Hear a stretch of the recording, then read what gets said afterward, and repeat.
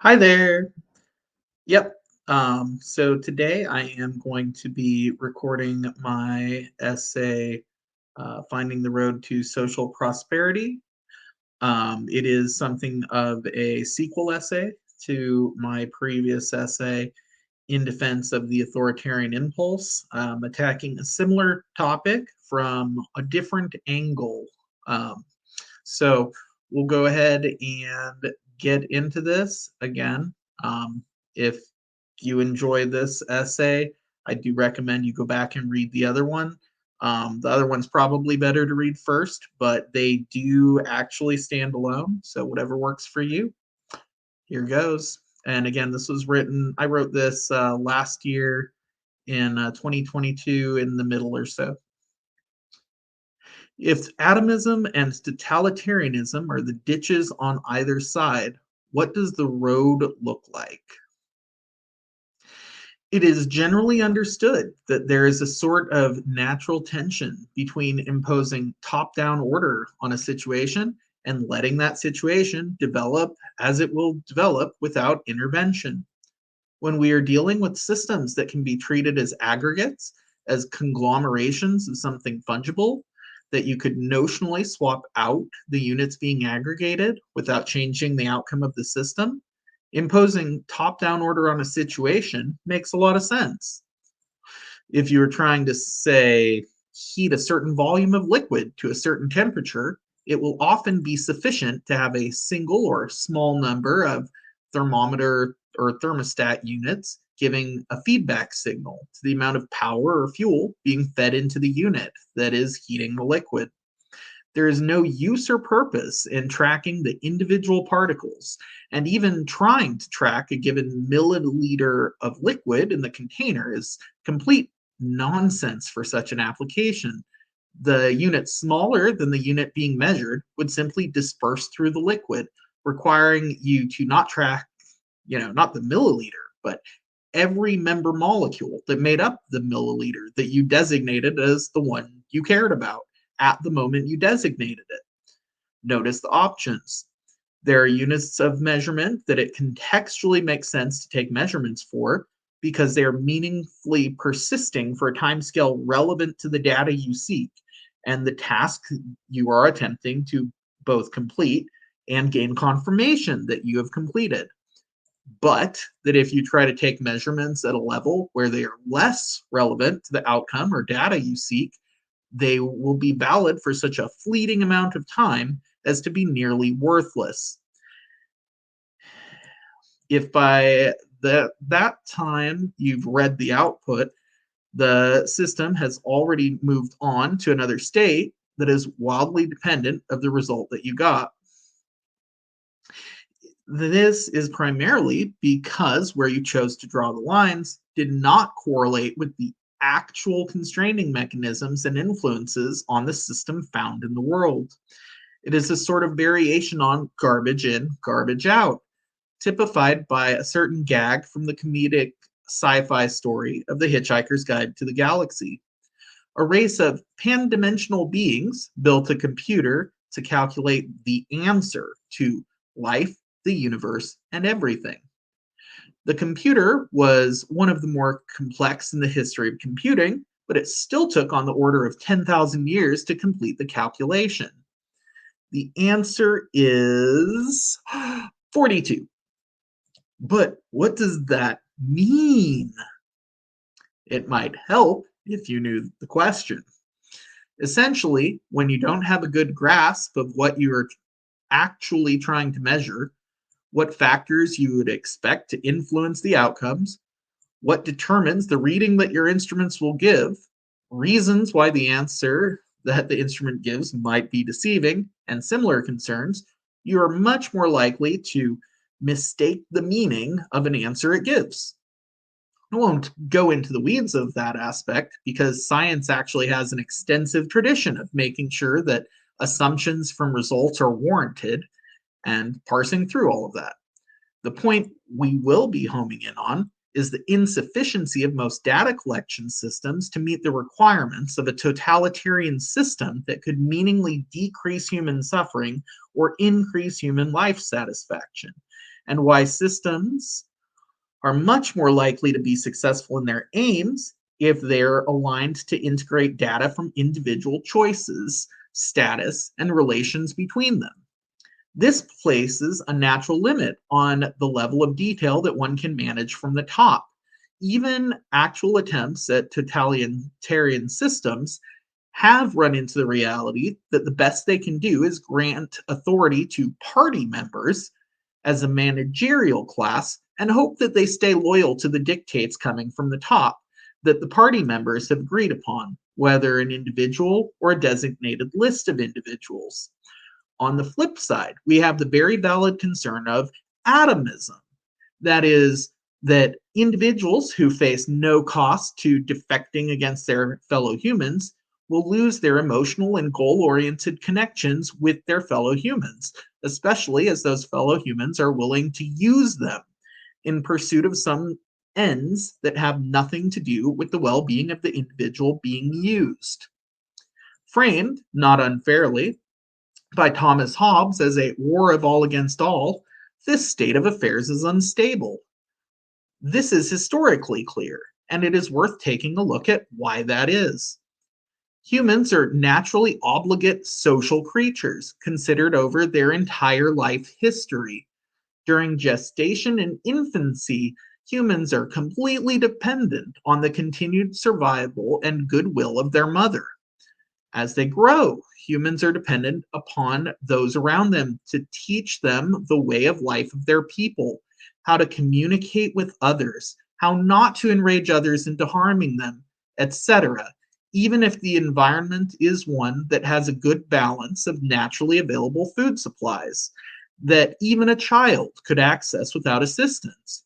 The question is not, could an isolated human survive, which is certainly an interesting question, but largely irrelevant to our world today. Most humans are living among other humans. Other humans are part of the environment that an individual human must survive to continue existing. Without customs and traditions to be inculcated into the youth, it would appear that humans would be left simply to prey upon each other, where every time they fall asleep, they face the risk of another human coming to victimize them for personal gain. This war of all against all essentially never happens. Why? What do we actually observe happening instead? If this essentially never happens, what conditions would even be needed to realize it? What are its close analogs that we need to be on guard against that might give us similarly stunting results for humanity? Each generation is born, each new generation born is, in effect, an invasion of civilization by little barbarians who must be civilized before it is too late. Thomas Sowell. Over the past decade or so, in particular, it has become fashionable in certain circles to speak of human alpha males. More properly, in anthropology, we are interested in the big men, who, in a variety of cultures, are essentially looked up to in the community because they produce and provide more than they themselves need or consume, and thus improve the lives of those around them. In various traditions, you even have bouts of conspicuous social consumption, such as potlatches, where a wealthy man or group of men will essentially try to trade away their wealth for status by giving away great amounts of it to others who can enjoy it. You have the reverence of great warriors who did more than their fair share of defending the group by defeating enemies of the group and thereby removing them as a threat and perhaps acquiring their wealth in the process. You have the reverence of those who pass on wisdom to the group, those who bring joy to many by being skilled entertainers and storytellers and music makers, to those who make tools and instruments of high value to those around them. It is a part of the human nature to appreciate those who both have power and ability and use that power and ability to make better the lives of the members of their group. Why don't we have a war of all against all? By nature, most humans are predisposed to seek the security of cooperation with other humans. One can argue that this is acculturation, environment, not genetics. But that simply falls flat when you think things through. Humans are not pre programmed with a specific culture or having a particular verbal language locked away in their developing brains, ready to simply pop into the minds of children. Ready, this is true. You know, when they hit a certain phase of physical development, it's not going to happen, right? However, they are also not blank slates, simply there to be programmed by the environment at the whim of their fellow humans. Instead, humans are genetically programmed to seek feedback from their environment, to seek out their family and attempt cooperation and coalition building with peers that seem like them, to treat outsiders as a threat, and with the ability to learn languages and social customs from those they observe as they grow. You can talk in an organism all you want, but if that organism has no urge to be social, it will not attempt to communicate with you. If that organism is genetically predisposed to relate to you in a certain way, simply saying different words to it will not meaningfully alter its natural behavior. The reason why humans end up cooperating with each other is because that's what they've been adapted to do. Why? Simply put, it worked better than the alternative. Okay, then why do humans ever not cooperate? Simply put, incentives and interests. It is pretty straightforward in terms of what type of dynamics we should see from a game theoretical level. On the one hand, a human which always cooperates will lose out to those willing to predate on them. This implies that, to survive predation by the strongest, those who are not the strongest must band together to combine their strengths against stronger threats. To the extent that these groups of cooperators have no reliable way of determining if another group is even running on compatible social arrangements, much less whether they are trustworthy, there is a natural limit of sorts put on the size of groups that would tend to form. In addition, when you had the issues of needing a certain amount of land to support each human, before agriculture, it was just unlikely to have a dense population in an area because that area would likely have its resources at least temporarily depleted in short order. After a few generations of replacement level or higher reproduction, a group would either have to expand their territory or split with one or more of the groups trying to establish themselves elsewhere, and therefore falling out of communication with the descendants of those who were previously their group. Of course, usually before this overcrowding of the group on the land was an issue, another group would be likely to come along and use violence to challenge the first group's claim on the land. To the extent that there were humans who did not group up or abused their other group members, we should expect those behaviors to be selected against, especially when you consider the vulnerability of women and children compared to the dangerous physical force of grown human men and the natural threats like non human predators, which grown human men were much more capable of surviving an encounter with, given the likely tools available to pre agricultural society. So, before agriculture, we expect women and children to be dependent upon the protection and provision of grown men, and social groupings who rejected this arrangement to be selected against, as they more often failed to pass on their genes to their grandchildren. Women who were captured by another group but kept for their reproductive value, who chose to adopt the new group as their own, were selected for, while men who were unwilling to fight other men or wild beasts to protect women and children were selected against. We expect dangerous and highly capable men to be desired company for others, and for others to be willing to treat very valuable individuals, to the group differently and with some sort of extra honor or recognition because of this. Groups that were made up of individuals who did not have a predisposition for this grateful tendency were selected against, as other groups ended up with more capable and committed strong men. Okay, that's all well and great for pre agricultural humans. But of course, we are no longer pre agricultural.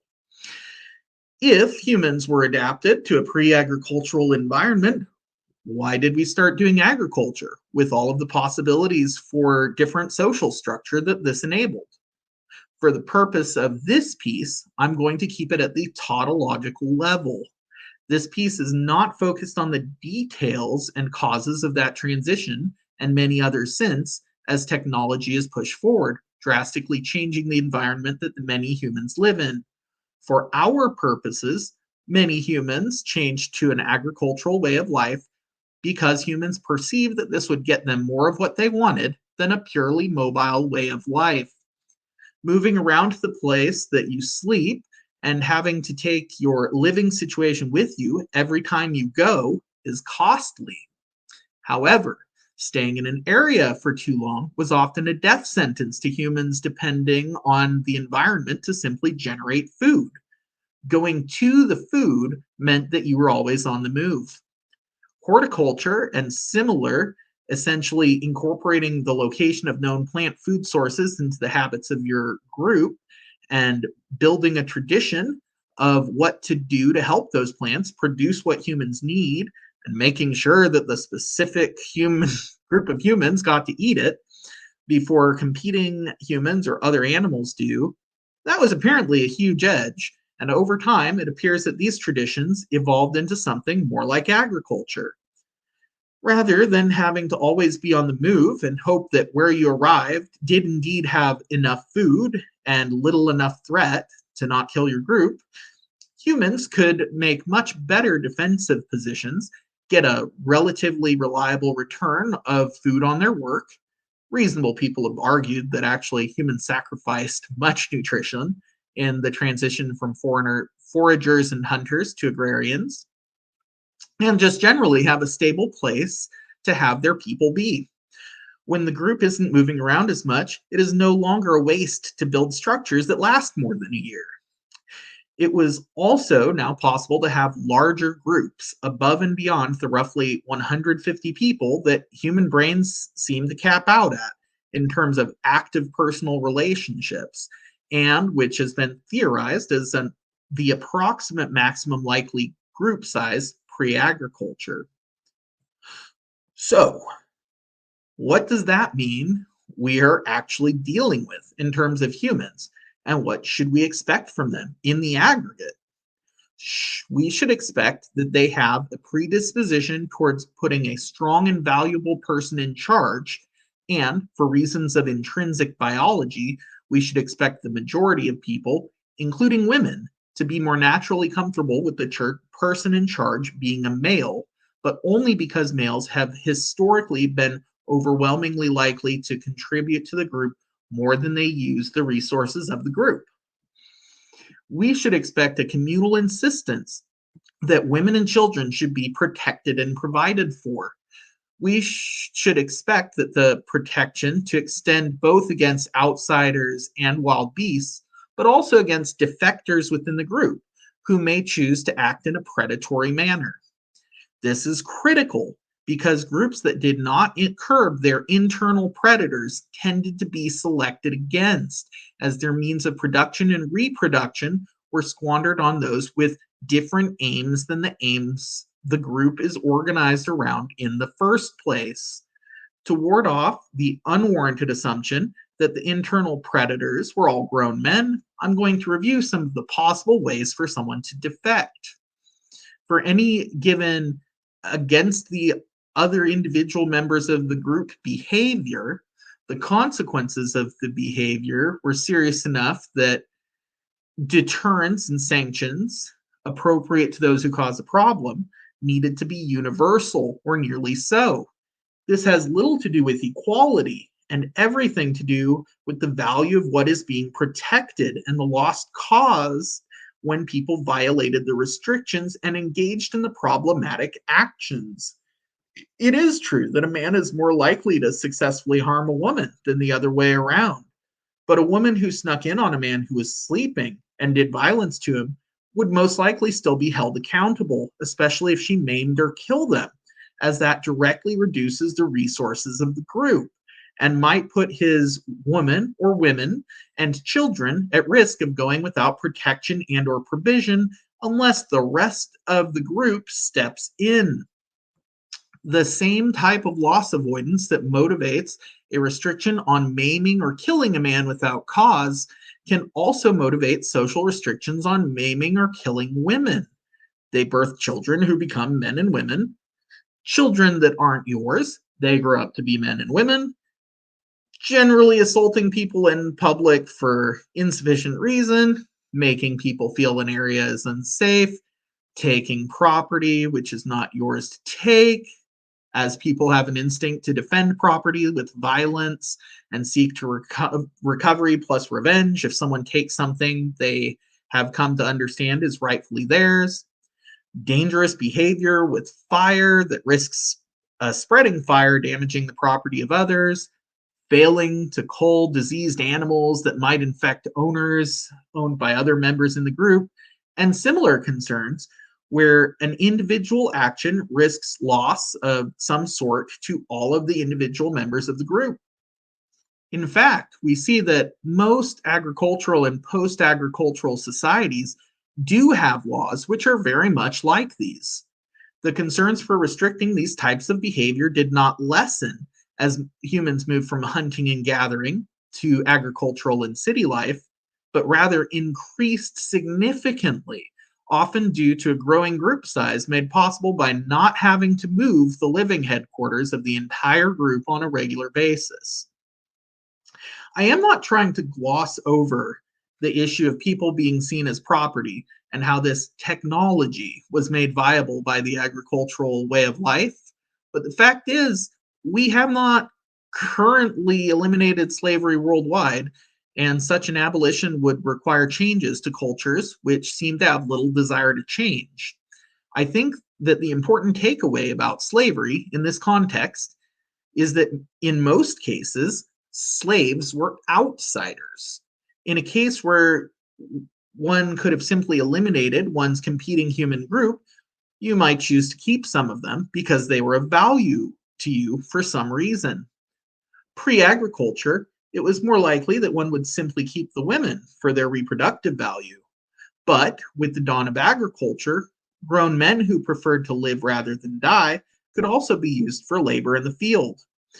To the extent that the captors found value in keeping slaves like this, the status could become hereditary, forever outsiders. The slave people were basically taking the social place of animals, beasts of burden.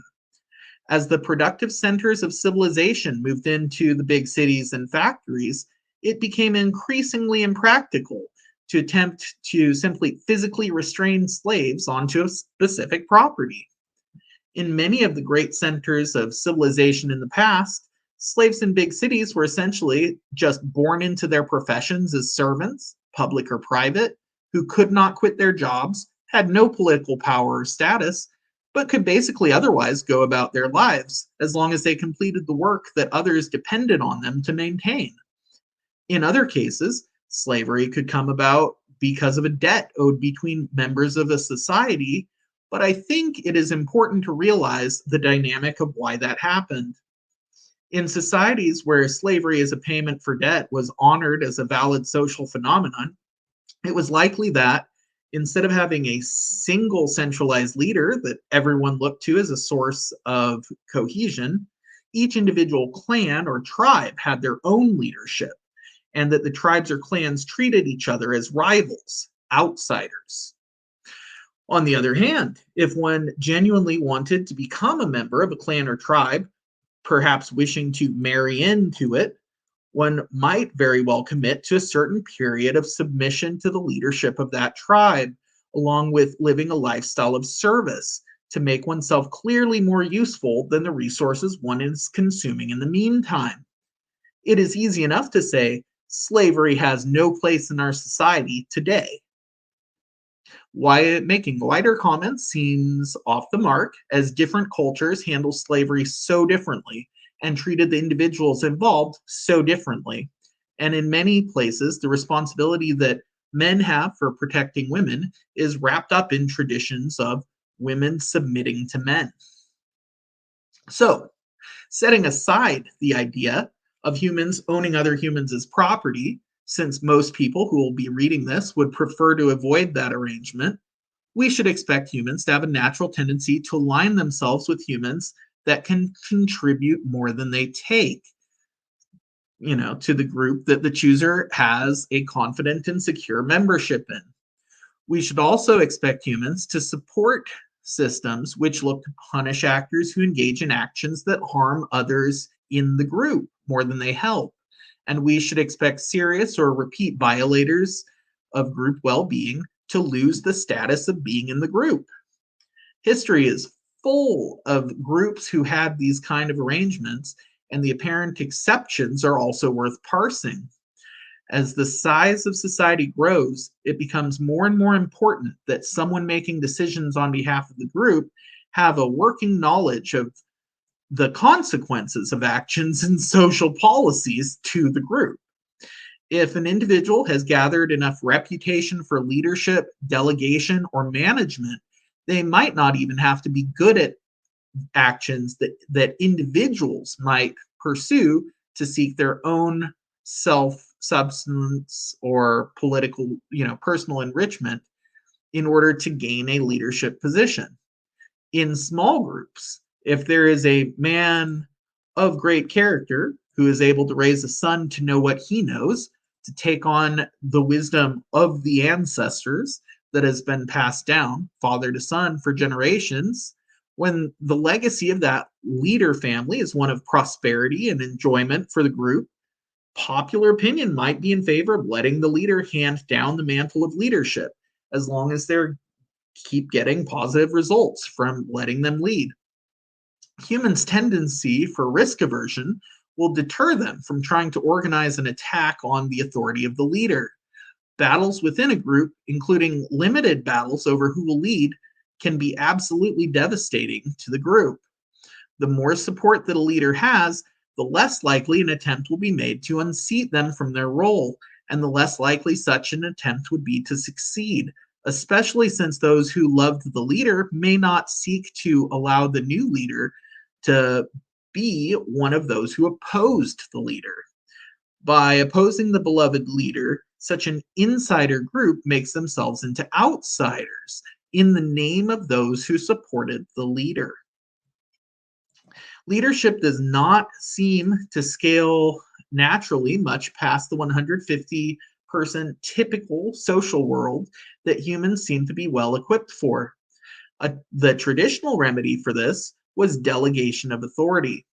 A leader of many thousands of men would likely wish to delegate his authority to a number of trusted advisors, governors, and others who manage on his, or perhaps her, especially in hereditary leadership, realm of oversight.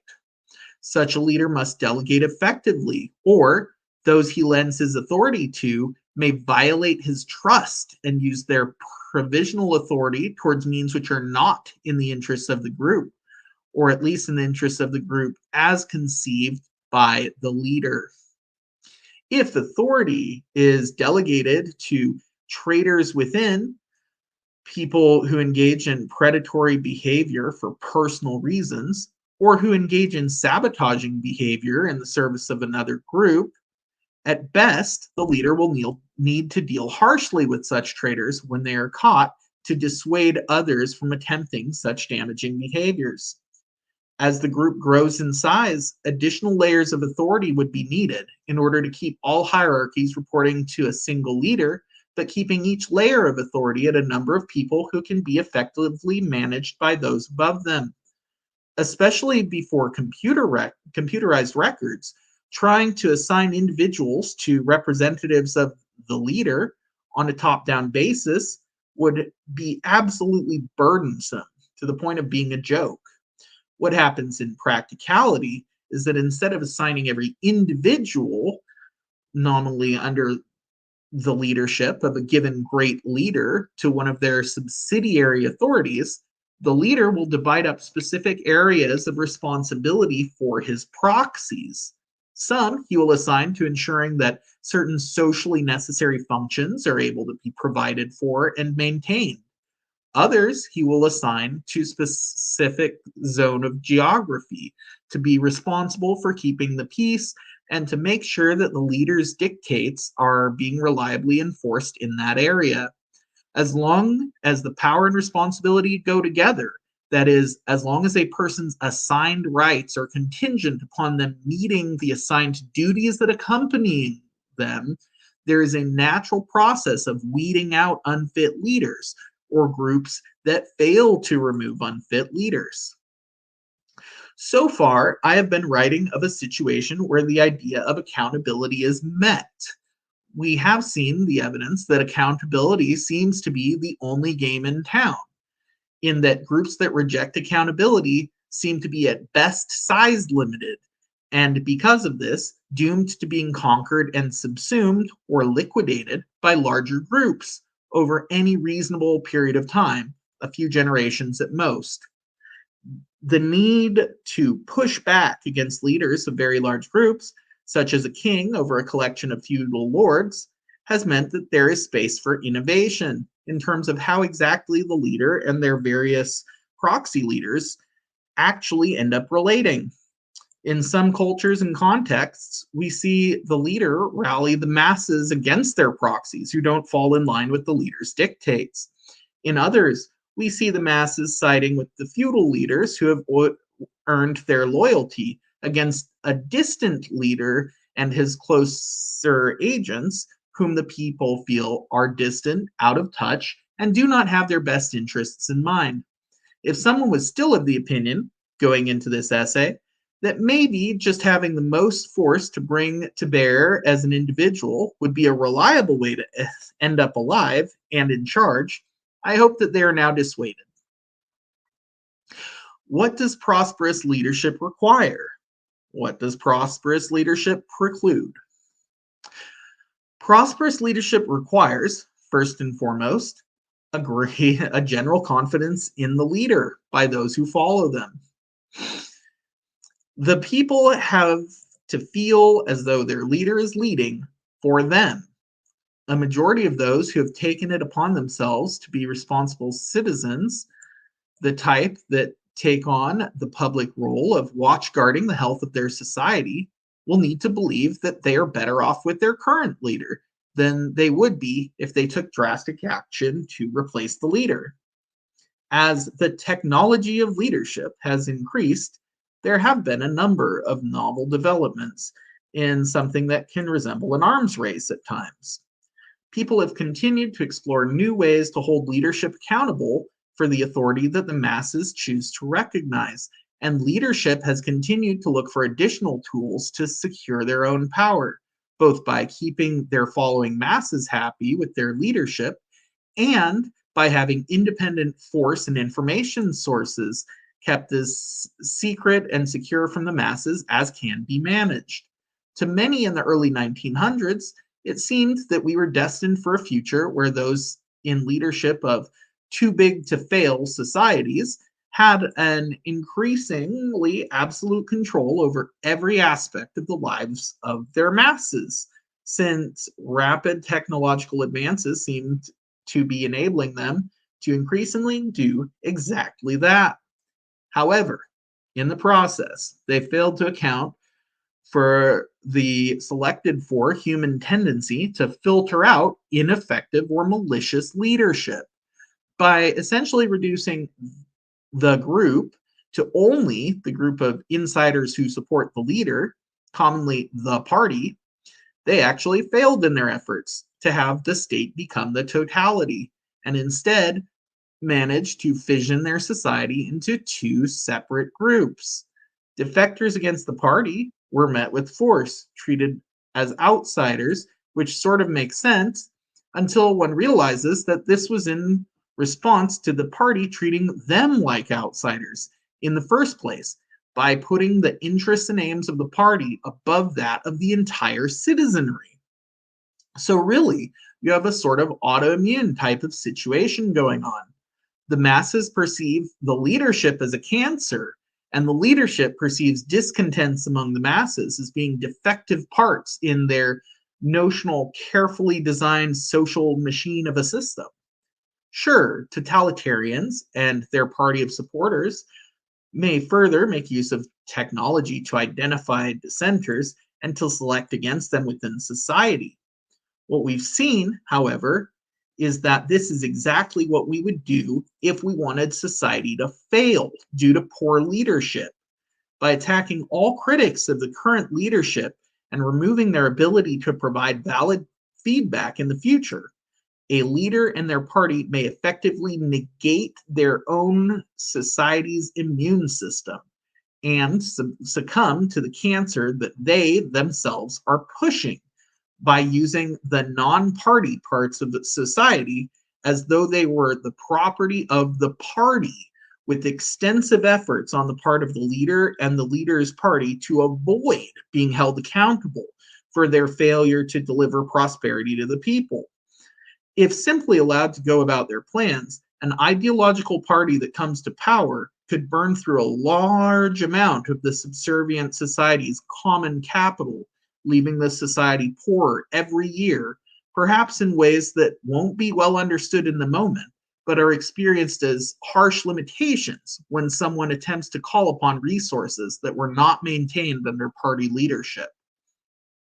So essentially, good leadership involves both sending the social signals that inform, assert to be true, people that your leadership will bring prosperity, then actually taking the necessary steps to make it happen, including competent delegation, calculated and thoughtful response to feedback from the citizens of the system, and helping people understand why you selected the trade offs for the group that you did in a way that makes them feel positively about you continuing to be in charge.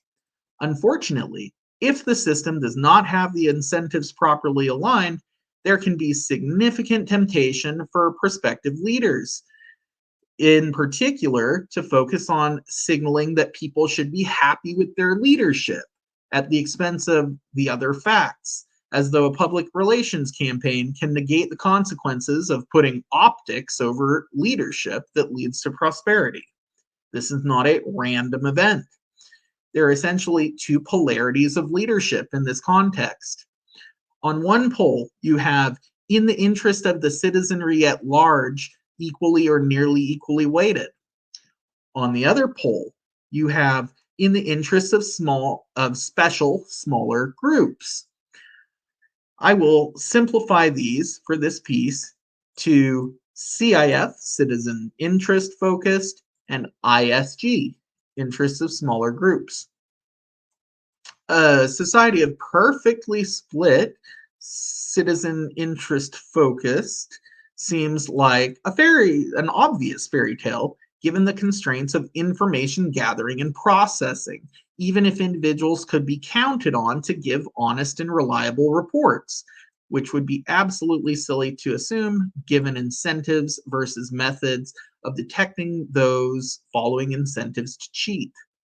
On the flip side, we see that ISG is often parasitic on the CIF as it displaces CIF when it expands itself. The only reliable way to expand ISG is to align incentives to where expanding ISG is also expanding CIF.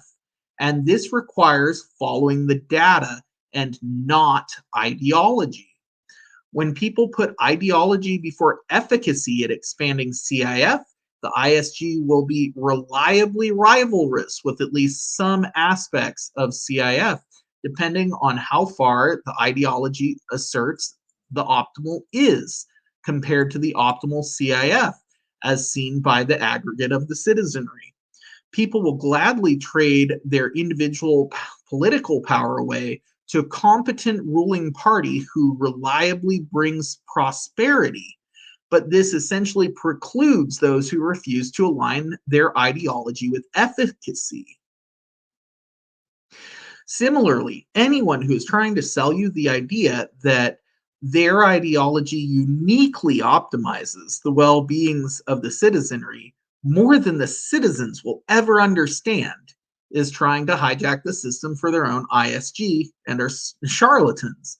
Even the best systems must be continuously responsive to new data, meaning that rigid dogmatism and anti naturalism are both reliable pitfalls for political parties.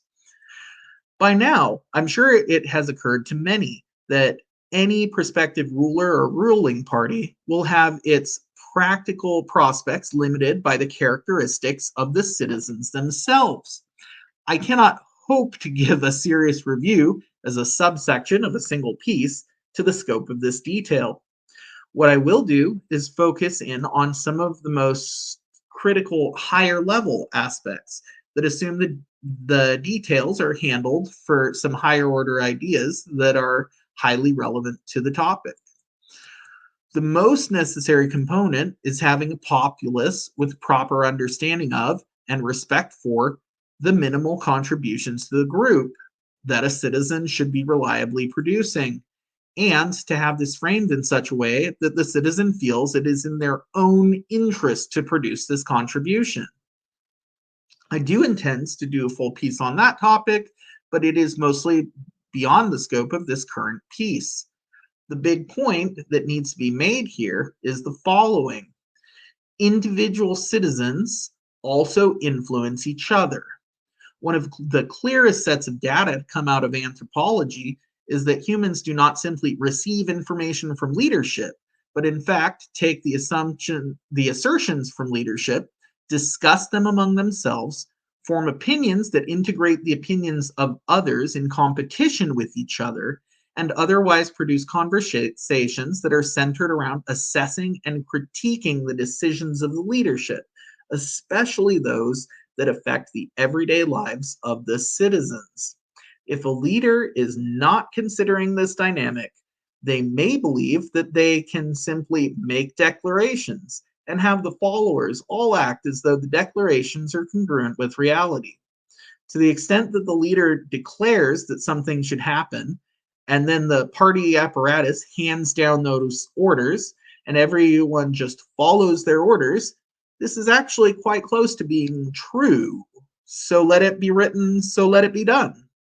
However, as we saw, this is actually most likely to happen when the leader, or at least their party, has built up a reputation for effective leadership and of speaking openly and honestly to their citizenry.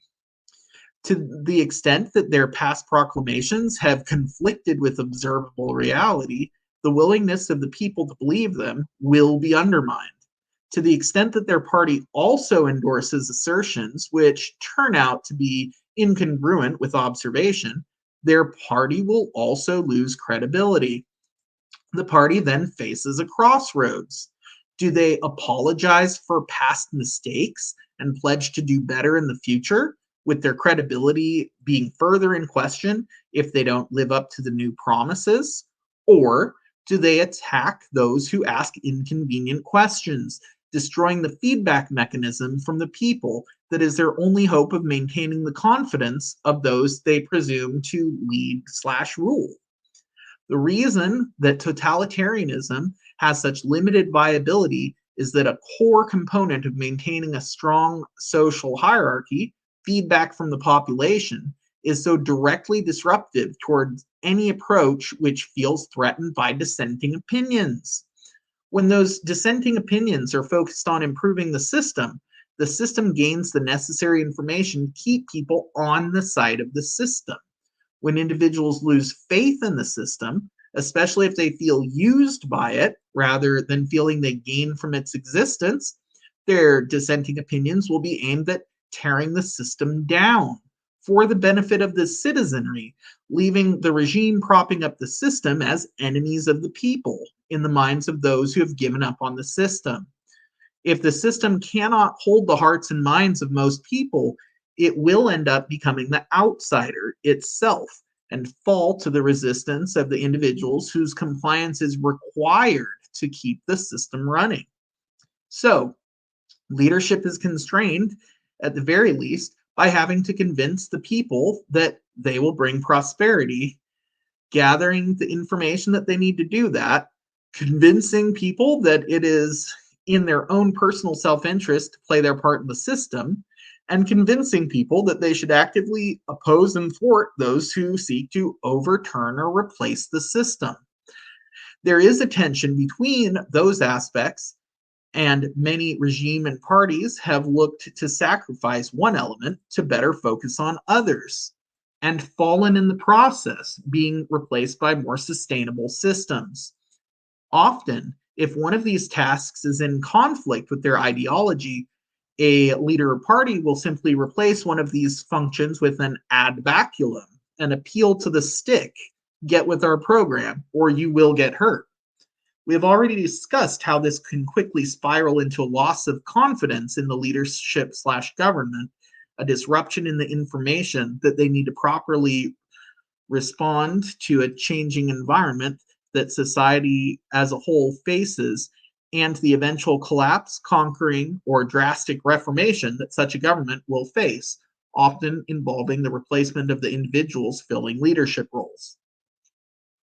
Obviously, the use of force to gain compliance with social rules and shared commitments to the other citizens has to be a core element of a society's toolkit, which puts it, at least indirectly, under the direction of society's leadership.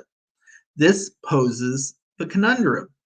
What types of compliance should be enforced by the law slash rules, that is, the violence at the direction of leadership, versus what types of compliance are better incentivized by more social incentives, such as rewarding those who do something great for others who appreciate it, positive and status enhancing praise for those who do the right thing for society, and negative and status limiting scorn for those who are straying from the bounds understood to be compatible with the continued general prosperity. I would argue that the difference needs to be understood in terms of the insider outsider dynamic, since that is what human social norms seem to have centered their selection around, and it is the type of adaptation which humans seem to specialize in. There are many niches of adaptation within that paradigm, and not all may be equally adaptive to a given environment. And the process of having other members of society give feedback as individuals to each other seems to be selected for as a regulating mechanism. The point is that the place where the issue must be solved is ultimately at the level of the individual. The issue, as pointed out, is getting the right balance between top down and bottom across influences right, which is not simply a matter of balance, but a web of individual needs, trying to align with those around them to provide their needs for the ends of fulfilling their own needs. As long as people can keep the faith of believing that they have something to offer to get most of what they want, they will defend the system tooth and nail. However, if the idiots in charge steal that from them, that's when things are likely to go sideways. People who feel like they have so much to lose are risk averse. People who feel they have nothing to lose, but perhaps time, because this current situation is so bad for them, are much more likely to do drastic things to change the situation. We need the types of rules that everyday people will feel are just and necessary, that common people are willing to report as crimes when they gain knowledge of these things happening. Laws that people feel are unjust garbage will not be reliably reported to law enforcement, and that will breed a criminal class, making neighborhoods less safe among the culturally poor, etc. Whatever system we end up with, we need accountability to be just as big of a buzzword as liberty. We should be teaching children how to respect competence, because this is how the strong produce more than they need, so that they can provide for those who produce less than they need. We need to teach gratefulness so that the youth will not want to lose their way of life rather than hating their lives and yearning for revolution. Those laws must essentially be back to the old principles of Don't hurt people and don't take their stuff. There should be no such thing as a victimless crime. Accountability is key. If you have that, the work of law enforcement is delegated to those local to the crime, but only if the people think the laws are just. Accountability, an underrated and underconsidered idea. One of the most frustrating things about our modern political context, where I live, is that the separation of political power, intended simply to limit the political power of any given individual, often serves to split power from responsibility. This is exactly the type of disconnect that leads to a lack of regulation and steers a system into one of the metaphorical ditches, leading to a replacement by a more stable system. On issue after issue, the people with the power to decide are not only not the ones who get to abide by the consequences of those decisions in their daily life, but are also essentially insulated from any direct feedback from those who are experiencing these interventions of power into their lives, positive or negative. In the short term, this is an ideologue's paradise. If your ideology captures a leadership position in an institution that society relies on, whether public, like government, or private, like a corporation, club, or religious organization, or something in the middle, academia, NGOs, certain overregulated sectors like banking, you can then start staffing the positions under you with like-minded people who are willing to prioritize this shared ideology over a direct concern with the well-being of those who are depending on you to do your job and deliver your contribution to prosperity. In the long term, this makes it clear to the ignored masses that you are not one of them and that you are working at cross purpose with them, making you outsiders to each other. In a truly private position, this will normally just lead to that private org or company to lose out to its competition who managed to keep free of such parasites. In a public or quasi-public position, this will likely become an increasing source of irritation to the public until they lose confidence in the system and demand that it be replaced. Thoughtful people would not want to squander the public goodwill of their ideological movement in this way. However, ideologues are often adhering to ideology as a replacement for doing their own thinking in the first place. There have been many proposals on how to address this issue. It would be very disingenuous of me to claim that there is any single, clearly preferable way to address these concerns. If anything, I would claim that while there are likely approaches that give very few people the results that any of them want, even the best systems will only be able to optimize for a few dimensions, carefully considering the trade-offs and priorities between them as to balance them and avoid shortfalls in any, meaning that anything outside of those few dimensions will just have to get less attention from any sort of central planners, even if those central planners are taking a relatively hands-off approach, centrally planning to leave large chunks of the lives of individuals relatively unregulated by some forceful authority. It is likely that at some point I will write about specific ideas for a system, if only to contribute to the toolbox of ideas at the disposal of those who wish to better govern society. However, this is clearly an area where letting the perfect be the enemy of the good can be quite costly. Costly to whom, you might ask? Costly to the citizenry as a whole. That is to say, to the extent that individuals are forced to live in a system that doesn't stay on the road, they will get to experience the mess and dysfunction of steering into the ditch, perhaps including a scarcity of the things that keep their life in a relatively positive experience. People who take for granted the stability and reliability of their daily lives, the peacefulness of those around them, the respect for their property, and the general agreement about who gets to be in charge are really going to miss them when those things stop holding true.